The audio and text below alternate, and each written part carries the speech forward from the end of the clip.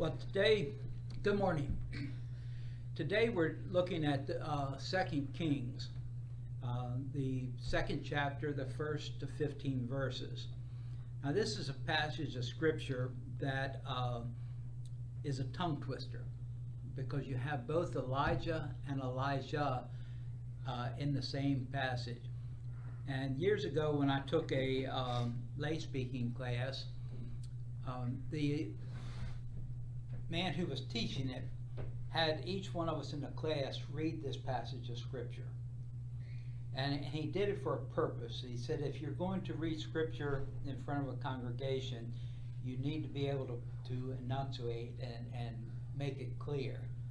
And with Elijah and Elisha, it's been forever cemented in my mind after having to do that for that class and read it before the other people in the class there. But in this scripture, Elijah is coming to the end of his time here on earth. And Elisha has attached himself to Elijah as a prophet in training, if you will, an apprentice. And has been there right beside Elijah through the latter part of his ministry. Elijah, I always marvel every time that I look at Elijah that Hollywood has not captured this individual, because if there was ever a story made for Hollywood, Elijah's life story is one. I don't know whether any of you listened to Chuck Swindoll, but he did a expanding on the scripture of Elijah on the mountaintop with the prophets of Baal, and that whole episode up there, and resulting in the lightning being called down and incinerating his offering, and then the prophets being slain. You just have to hear Swindoll talk about goading the prophets of Baal, of trash talking them, if you will, to really capture it. I can't do it. But Elijah has had this long career. Some know Elijah from the story of the widow, when Elijah goes and stays with the widow and her son, and she only has this small amount of oil,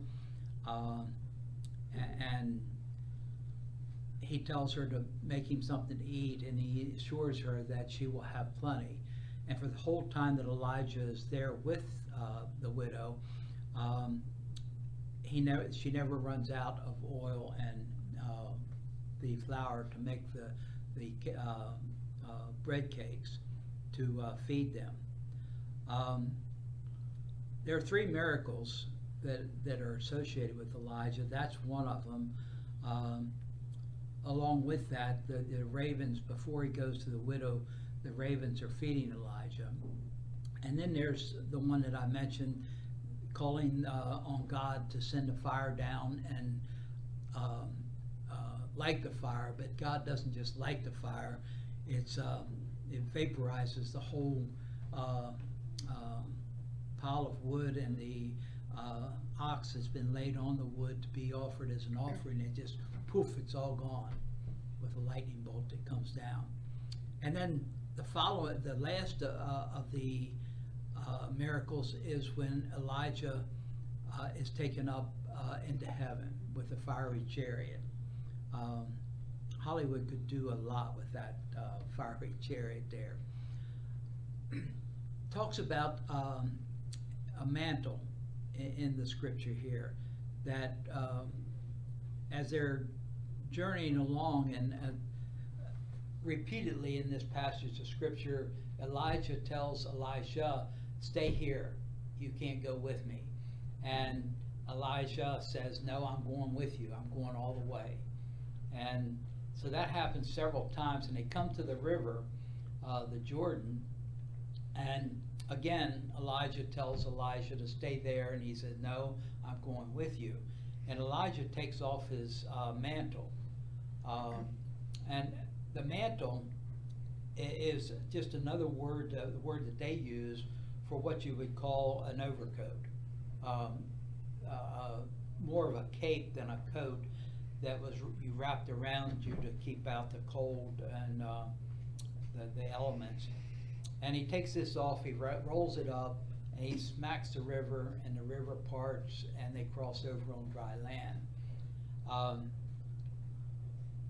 And then they come to the last time, and Elijah tells Elijah that, he asks him, he says, well, what do you want from me? What can I give to you? And Elijah says that he wants a double portion of the Spirit that God has given to Elijah to be given to him. Now, if you just casually look at that, it would seem that Elijah has gotten greedy, that he wants more than what his master has. But it's here again, you have to look at the culture to understand what Elijah is asking. Elijah is not Elijah's son, but the relationship that they have is that of a father and son. And what Elijah is asking for is an inheritance right.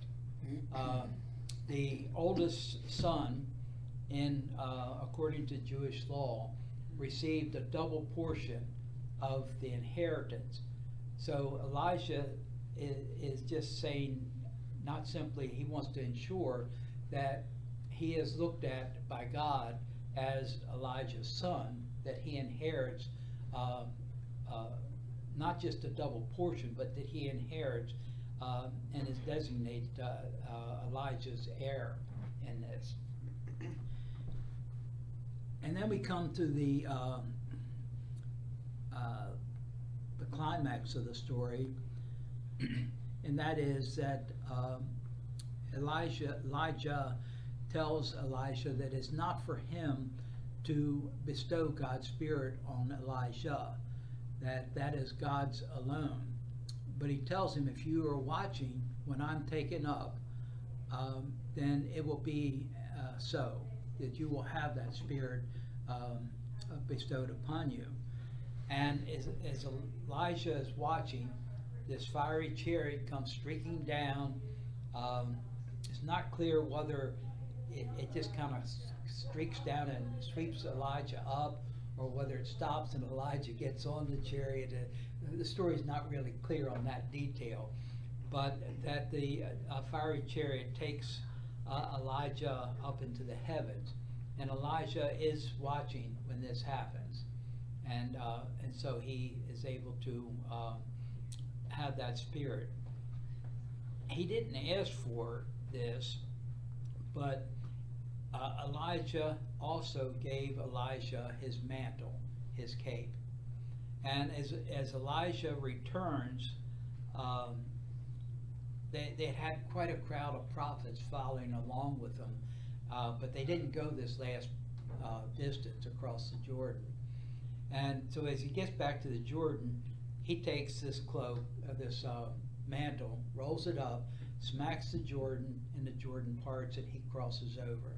And that's the sign that he has that God's Spirit, the Spirit that was on Elijah, is now on him to carry on the ministry. Now, I can't remember, I didn't have time this morning to go back and look. I think it's Elijah, but it could be Elisha. But one of the two of these I share kinship with, because they're referred to mockingly by the children as Old Baldy. That you'll find that there in the scripture there. I think it's Elijah. I see 2 or 3 on top. We won't talk about it. It just it's been my lot in life, hereditary. My grandfather, my uncles, and now it's being passed on to my son. That's the deal. Been passed on to your son. What? It's been passed on to your son. But I always feel that kinship with Elijah, like I said, because of that reference. there in the scripture. In your recollection of Elijah, what is it that stands out to you in his ministry? Yeah. When he runs away to the mountain and he hears the great stillness of God. Here's God in that small, still voice, I think is the way they describe it. Kind of parallels Samuel, when he's picking David to be the leader of the Hebrew people and all. He passes on, and God tells Samuel, I want to anoint him. Yeah.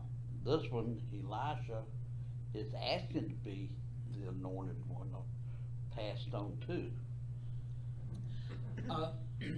A tidbit that I stumbled onto as I was looking through this morning is that the ministry of Elijah as a prophet marked a turning point in the history and God's interaction with the Hebrew people.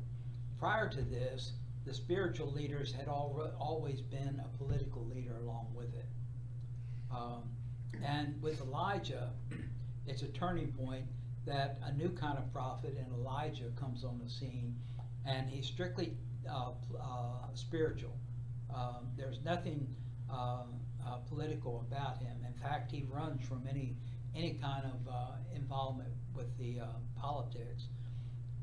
Ahab refers to Elijah as you always bring trouble. Just stay away from me. Don't come around.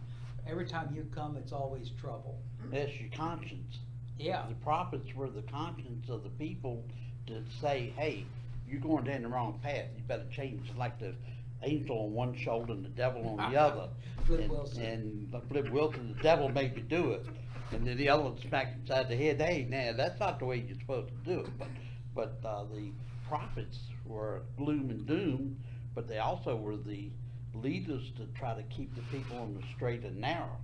But they were wanting a military leader because of Rome and Babylonians and all that they had been subject to be slaves to, or incarcerated and taken out of the country, lost the land, brought back, lost the land, and brought back, and all that kind of thing. But they were the conscience. Yeah. They were picked as a conscience of the people to keep them straight. One of the things in Kings and Chronicles that somebody else pointed out to me some time ago that I had not noticed. You have that cycle that you're talking about there, Roger, that they turn towards God and everything goes good. They turn away from God and everything falls apart. And so you have this roller coaster that is all through this series of Kings. But what was pointed out to me is that frequently they would talk about the genealogy of the king. And in the kings that were, quote, the good kings, the ones that paid attention to God, their mothers were always mentioned. The kings that were bad, their mothers were never mentioned. And there's probably a reason for that, in that the mother was the primary educator of the children until a certain age. And so there's been some study that your values, your conscience, if you will, Roger, that is formed in your in that time of 6 to 8 years old. In that time frame is when those values that'll be with you the rest of your life are formed, and they're formed by outside influences, and the mother would have been that influence there.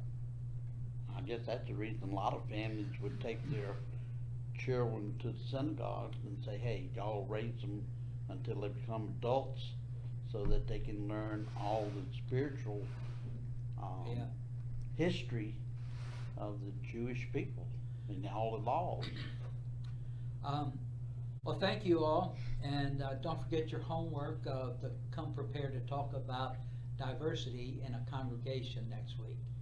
when we'll be looking at 1 Corinthians 13. Thank you all, and God bless you.